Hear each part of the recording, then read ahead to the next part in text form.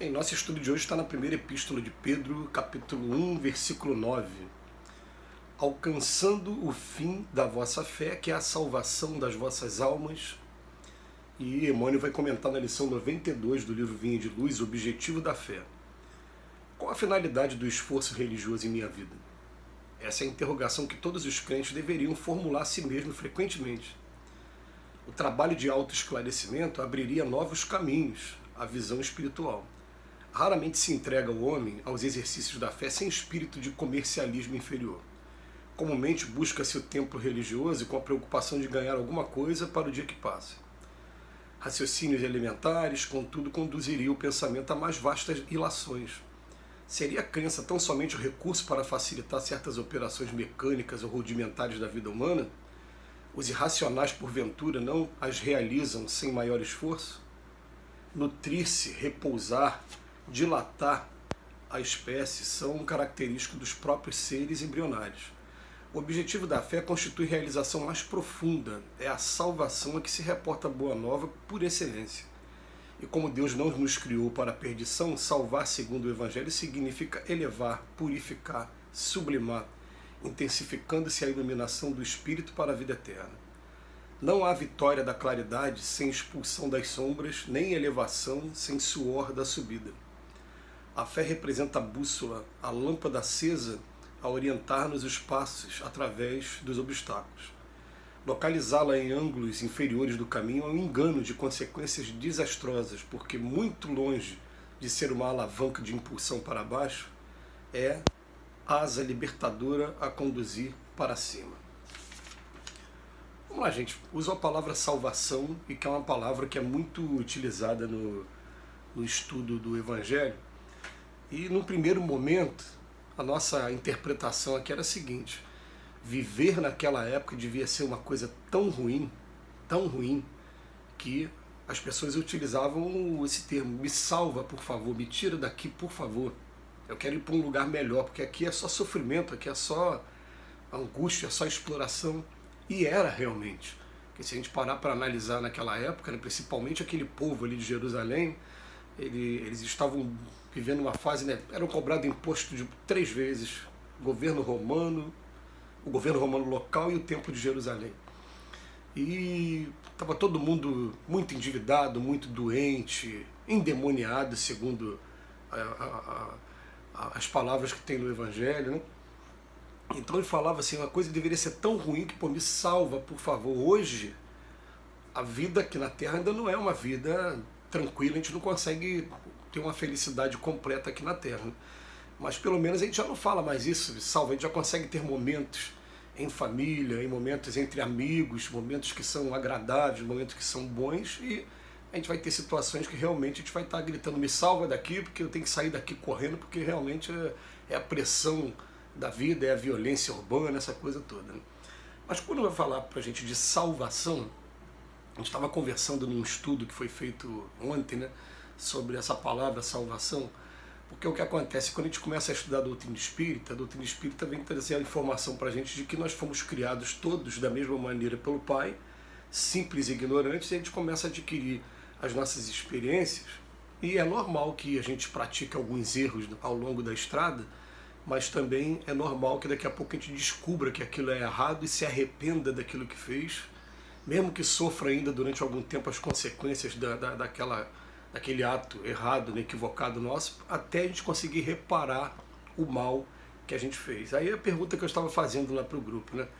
Eu já ouvi alguns companheiros de outras religiões falar assim: não, mas se a pessoa teve uma vida toda equivocada, cometendo um monte de pequenos delitos, e quando chega no final da sua vida ele se arrepende. Quando ele se arrepende, ele é salvo, ele vai para o caminho da salvação. Aí eu fiz a pergunta para o grupo, né? O que vocês acham? Isso é verdade ou não é verdade? E aí, depois das respostas de cada um, né, a gente foi chegando à nossa conclusão. A gente falou o seguinte: ó, vamos interpretar o seguinte, ó, o que seria a salvação? A salvação seria você estar dentro do caminho, né? O caminho que é para frente, para o alto, na direção do Cristo. Se você está fora desse caminho, ou você tá perdendo tempo, com toda certeza, né? Você não está no caminho correto, não está evoluindo. Quando a pessoa se arrepende sinceramente, não é aquele arrependimento fajuto, ela é arrependimento sincero, ela entra sim no caminho, porque a gente já ouviu vários relatos de pessoas que, por não terem ainda um relâmpago de arrependimento, sofrem muito quando vão lá para o outro lado da vida. É sofrimento ainda muito grande, não, mas essa pessoa não, já teve o arrependimento e já vai chegar provavelmente lá no outro lado da vida, vendo as consequências daquilo que fez, né? É a visão incessante da consequência dos seus atos, e pedindo oportunidade de reparar, buscando oportunidade de consertar aquilo que você fez. Então olha o quanto ele já se poupou, e tem gente que não, tem gente que continua achando que está certo, que se tivesse que fazer de novo, faria de novo, e essa pessoa sofre, até que ela um dia tenha os olhos abertos para poder conseguir tomar o caminho correto, que sempre foi o caminho do Evangelho, sempre foi o caminho do perdão, sempre foi o caminho do amor, sempre foi o caminho da renúncia de nós mesmos para poder estar atendendo as outras pessoas. Sempre foi, sempre esteve escrito aqui. Nós é que trazemos ainda uma carga muito grande, né, de egoísmo, de vaidade, de orgulho. Mas a gente sabe que o arrependimento é só o primeiro passo. Para ficar quite mesmo com a lei divina, precisa reparar, consertar o mal que você fez. Aí você vai falar, mas o que seria reparar o mal?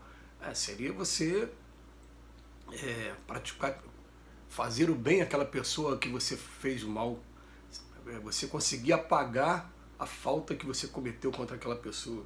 Aí isso vai acontecer, pode acontecer aqui agora, pode acontecer do outro lado da vida, como pode acontecer em outras experiências para frente.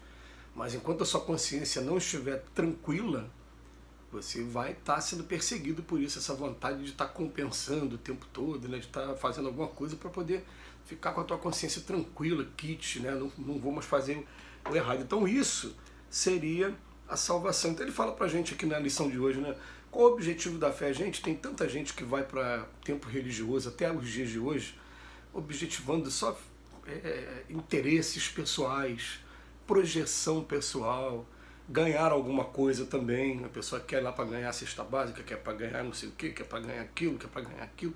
E a gente está falando assim, não é que isso esteja errado, mas a questão é que a pessoa não consegue enxergar muitas das vezes nada além disso. E né, ele que fala aqui o Emmanuel pra gente, ele fala assim, raramente se entrega o homem aos exercícios da fé sem espírito de comercialismo inferior. Comumente ele busca o tempo religioso e com a preocupação de ganhar alguma coisa para o dia que se passa. Esse ganhar alguma coisa pode ser tanto, né, material, como também, às vezes, no campo emocional, e depois volta para buscar aquilo ali. E ele fala pra gente, poxa, mas será que a crença é só para facilitar operações mecânicas ou irracionais, ou será... Qual é o objetivo da fé? Ele falou, o objetivo da fé não é a realização mais profunda, é a salvação que a gente está buscando. E ele vem ainda dizer para a gente o que significa salvar, salvação. Elevar, purificar, sublimar, intensificando-se a iluminação do Espírito para a vida eterna. Isso é salvação. A gente, quando vai estudar o livro Céu e Inferno, a gente tem uma informação muito legal, eu peço para que procurem depois, né, um capítulo que fala assim, Código Penal da Vida Futura. Está no capítulo 8 da primeira parte do livro do Céu e Inferno.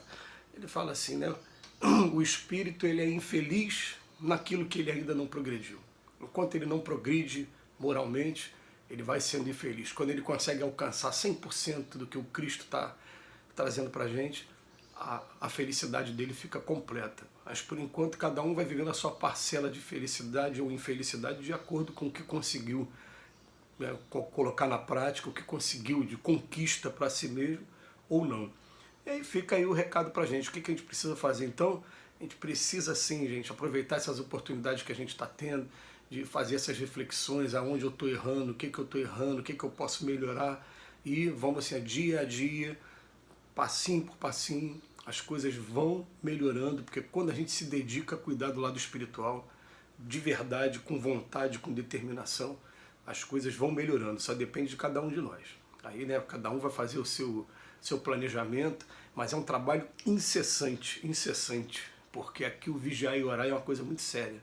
A gente está cercado o tempo todo de pensamentos muito negativos que empurram a gente para baixo, chamam aquela natureza nossa ainda que é muito animalizada ainda, e é muito fácil de repente a gente desviar desse caminho para depois ter que recomeçar. Não, começar, tem que manter todo dia oração, todo dia estudo, todo dia um trabalho, uma prática no bem, dentro da nossa família e um trabalho na nossa sociedade.